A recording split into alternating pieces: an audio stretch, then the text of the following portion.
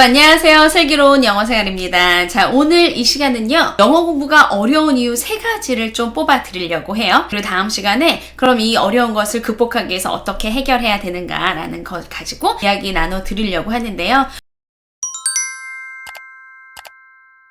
우리 아이들이 정말 힘겹게 그리고 열심히 노력하면서 영어 공부를 하고 있어요. 그런데 어떻게 보면 엄마가 보기엔 좀 성이 안 차실 수도 있고 이 아이가 공부하는 방식이 제대로 되고 있는 게 맞는가 항상 걱정이 되시곤 하시는데요. 영어 공부가 어려운 이유를 크게 3가지로 나눠서 제가 좀 설명을 드려볼게요. 그러면 이 이야기들을 듣고 나시면 우리 아이가 정말 힘든 걸 정말 잘하고 있구나, 그리고 지금 현재는 이렇게 조금 힘들지라도 앞으로 지나다 보면 이 아이가 정말 그것이 쌓이고 모여져서 아이가 그 영어를 편하게 할 수 있는 때가 오겠구나 라는 걸 좀 생각하실 수 있으시게 되기를 바라봅니다. 그러면 영어 공부가 어려운 이유 첫 번째부터 말씀을 드려볼게요. 첫 번째 이유는요, 충분히 노출이 되지 않은 상태에서 학습을 들어가기 때문이다 라는 말씀을 드려보려고 해요. 우리가 그냥 이걸 우리 한국어 배울 때를 생각하시면 돼요. 영어는 엄마들의 수준에서는, 엄마들이 학교 다닐 때는 학습으로 영어를 접하신 경우가 훨씬 더 많았을 거예요. 학교의 교과목의 하나로 받았겠지만 사실 영어라고 하는 것은 언어잖아요. 사람들이 쓰는 언어인데 이 언어를 가장 우리가 일반적으로 할 수 있는 건 그죠? 우리가 국어를 배울 때요. 우리가 한국어를 배울 때 어떻게 배웠는지를 한번 생각을 해보세요. 한국어 배울 때 우리가 처음부터 완벽한 문장으로 말을 하고 그걸 읽고 쓸 수 있었는지, 그렇지 않죠? 우리 모두는 언어를 시작할 때 사실 한 단어 단계를 제일 먼저 거쳐요. 물이라고 얘기를 해요. 밥이라고 얘기를 해요. 그러면 물이라고 얘기했을 때 엄마는 어떻게 대답을 할까요? 목이 말라? 물이 마시고 싶니? 물을 줄까? 지금 저는 조사를 일부러 다 넣었어요. 이렇게 말씀을 하시는 경우도 있고, 목말라? 물 줄까? 아니면 지금 조금만 기다려줄까? 어느 정도 줄까? 이런 식으로 이제 아이에게 계속 말을 하잖아요. 그러면 여기에서 우리가 아이들에게 목이 말라 라고 해서 뭐 주격조사 은는 이가를 붙여야 되고, 물을 줄까? 라고 하면서 목적격에는 을를 붙이는 거야. 그런데 목적의 대상이 나올 때는 을를 붙이는 게 아니라 에게라는 걸로 조사를 바꿔줘, 이런 식으로 가르치지 않고 우리도 그렇게 배우지 않았잖아요. 그렇지만 이런 대화 중에 아이는 물이란 한 단어를 나는 썼지만 이 물이라는 걸 가지고 나는 나중에 목이 말라요, 목말라요 라고 표현을 할 수도 있고, 물이 마시고 싶어요, 물을 주세요 라고 다양한 방식으로 표현할 수 있겠구나를 자꾸만 대화를 통해서 들으면서 내가 그 들었던 데이터를 가지고 말을 하게 되어 있어서, 말은 기본적으로 소리를 듣고 그 소리를 대화의 하나의 내용으로 이용하면서 이 대화를 통해서 습득을 하게 되는 거거든요. 이 습득을 하는 과정을 우리가 가질 수 있는 것을 언어에 노출이 된다라고 얘기를 해요. 그러니까 아이들이 다양한 언어 패턴에 노출이 된 상태에서 그 노출이 되면서 자기가 스스로 이런 상황에는 이런 얘기를 하는구나, 저런 상황에는 저렇게 얘기를 하는구나, 이런 걸 받아들여야 되는데 충분한 노출 없이 그냥 이 언어를 주고, 이건 거기에다가 이 언어는 우리나라랑 말의 순서도 달라요. 그죠? 나는 너를 사랑해, 너는 나를 사랑해, 이것과 나는 너를 사랑해, 너를 나는 사랑해, 나는 사랑해, 너를, 이게 한국말로 전부 다 똑같잖아요. 근데 영어는 순서가 굉장히 중요한 언어거든요. I love you 하고 you love me는 완전히 다른 문장이 돼버려요. 그래서 문장의 순서를 가지고 배열을 하고 내용을 전달하는 영어와 조사를 가지고 문장을 배열하는 영어는 그 순서 자체도 완전히 다른, 서로 다른 두 개의 세계관을 가지고 있는 언어인데, 이것을 충분하게 노출하고 경험할 기회도 주지 않고 아이가 이걸 학습하기를 바란다고 한다면 아이 입장에서 상당히 헷갈리는 부분이 있을 수밖에 없어요. 그래서 어린이들이 조금 더 어렸었을 때 조금 더 다양한 패턴을 좀 더 자연스럽게 받아들일 수 있을 때 노출이 필요한 거예요, 이렇게 말씀을 드리는 거고요. 이렇게 다양한 것에 노출을 하기 위해서 우리가 가장 많이 쓰는 방법이, 그렇죠, 원서에 노출하는 것들, 이런 것들이 있을 거예요. 그래서 노출이 되지 않은 상태에서 학습으로 들어가니까, 사실 학습은 어렸을 때 공부하는 거 좋아하셨나요? 공부 별로 안 좋아하셨잖아요. 그죠?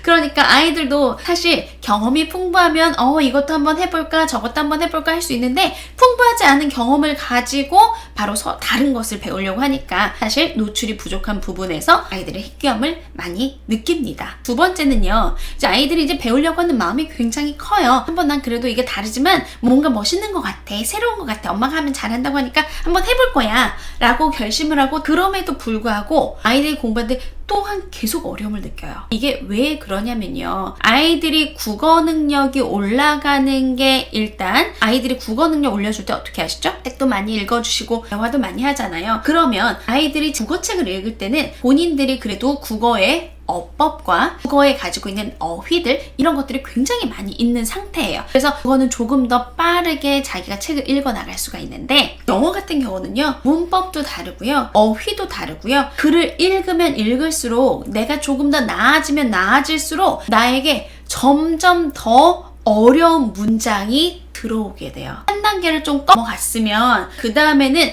이제 됐어. 이 레벨로 쭉 하면 돼. 이렇게 들어오는 것이 아니라 한 단계 넘어갔는데 혹은 그 같은 단계에서조차도 내가 새로운 책을 볼 때마다 계속 새로운 단어가 들어와요. 계속 새로운 단어가 들어가니까 이제 이걸 노출 대신 학습이란 방법을 사용하게 되면 계속 뭔가를 외워야 돼요. 그런데 이거 외우는 거는 학습이잖아요. 학습은 모두 다 결국은 잊혀지게 되어 있어요. 학습은 모두 잊혀지게 되어 있으니 아이들 입장에서는 공부를 해도 그 다음에 또 잊어버리고 해도 또 잊어버리고 그래서 자꾸만 자기가 실패하는 과정을 맛볼 수밖에 없어요. 그래서 어린 아이들에게 너무 단어 시험을 많이 보게 되면 아이들이 자꾸만 실패하는 걸 경험하는 거예요. 한국어 맞춤법은 내가 한번 외워놓으면 그나마 글씨를 쓰는 과정인데 이미 소리도 알고 이게 어떤 표현인지 쓰이는지도 아니까 그냥 한번 해보면 될 수 있는데 영어라고 하는 건 생김새도 완전 다르고 그리고 이 단어가 보통 우리가 학습을 하는 것들은 16번 정도는 잊혀져야 그 다음에 기억이 된다고 하니 적어도 17번 이상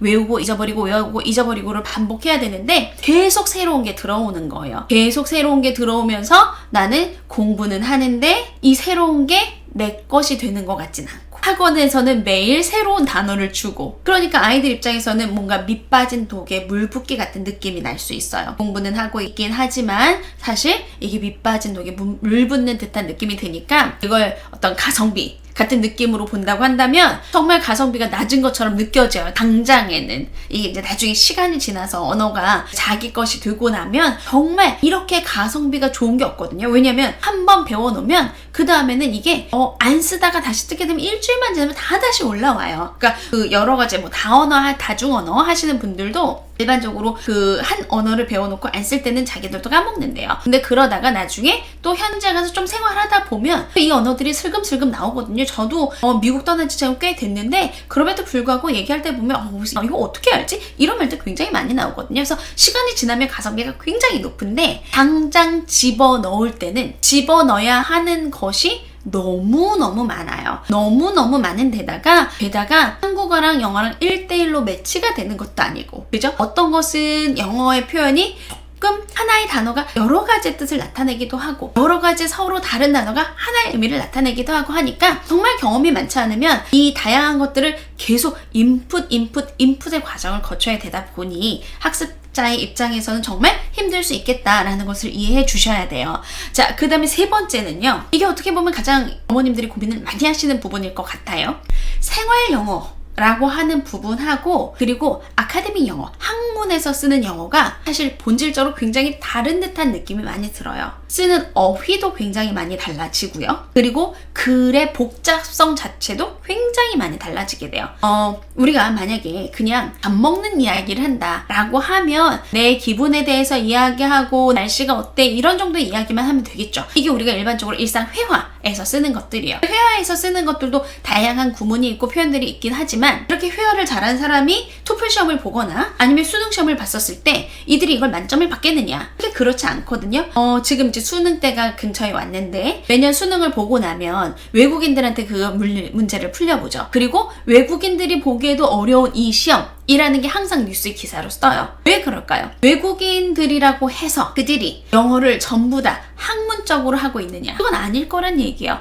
그들이 대화는 나눌지언정 그걸 가지고 문제를 푸느냐 이것도 마찬가지야. 우리에게 국어 문제를 갖다 주고 우린 한국 사람이니까 국어 문제를 풀어봐 라고 한다고 했었을 때 우리가 국어 문제를 전부 다 만점을 받겠느냐 이것과 마찬가지 얘기거든요. 근데 아이들은 일단 일상 회화로 하는 것도 그렇게 쉽지는 않은데 그런데 거기에 덧붙여서 아카데믹한 걸 해야 돼요. 아카데믹한 걸 들어간다는 얘기는 뭐냐면 결국에 학문에 쓰여지는 것들을 우리가 읽어내야 된다는 거예요. 예를 들자면 본인은 제대로 모르는 아인슈타인의 상대성 이론을 나는 한국어로 아직 읽어본 적도 없는데 영어로 읽고 해석하고 문제를 풀어야 될 경우도 생긴다는 얘기예요. 그러면 그 부분에 한정된 그 전공자들이 읽어내는 그런 어휘들과 그러한 배경 지식을 가지고 있지 않은 경우에는 당연히 아카데믹 영어는 어려울 수밖에 없겠죠. 그래서 이런 것들 때문에 우리 언제 학습으로 갈아탈까요? 이제부터 수능 준비해야 되지 않을까요? 지금부터는 지금까지 즐거운 영어를 했었다면 즐거운 영어는 전부 다 필요 없습니다. 즐거운 영어 전부 다 버리고요. 이제 학습으로 맘먹고 갈아타셔야 돼요. 막 이렇게 학원들이 얘기할 거란 말이에요. 그죠? 그러면 우리 아이가 정말 이제부터 지금까지 했던 건 전부 다 쓸모 없었던 것인가? 이런 것들이 이제 또 막 생각이 나면서 어떤 분들은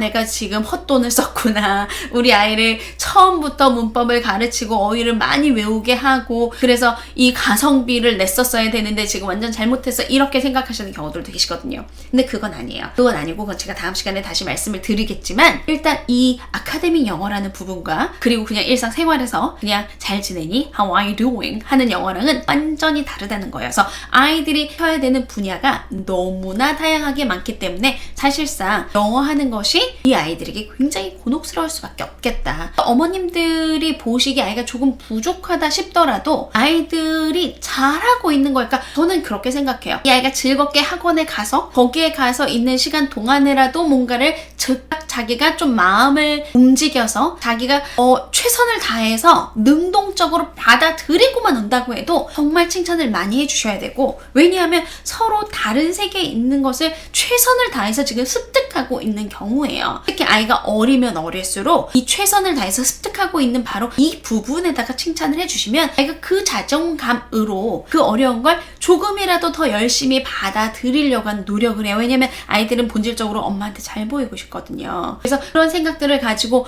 이거 내가 지금 하고 있는데 엄마가 잘한다고 하는구나 라는 생각으로 조금씩 이 어려운 영어를 우리 아이들이 해내고 있는 거예요. 그래서 일단 기본적으로 제가 오늘 꼭 드리고 싶은 말씀은 영어는 범위도 크고 계속 배워야만 합니다. 이 계속 배워야만 하는 것을 우리 아이들이 그렇게 힘든데도 불구하고 열심히 하고 있으니 많이 칭찬과 격려 부탁드립니다 하는 말씀이고요. 자, 그럼 다음 시간에는 이 문제 어떻게 해결할지에 대해서 조금 더 심도 있게 들어가서 이야기 나눠드리도록 하겠습니다. 다음 시간에 뵙겠습니다.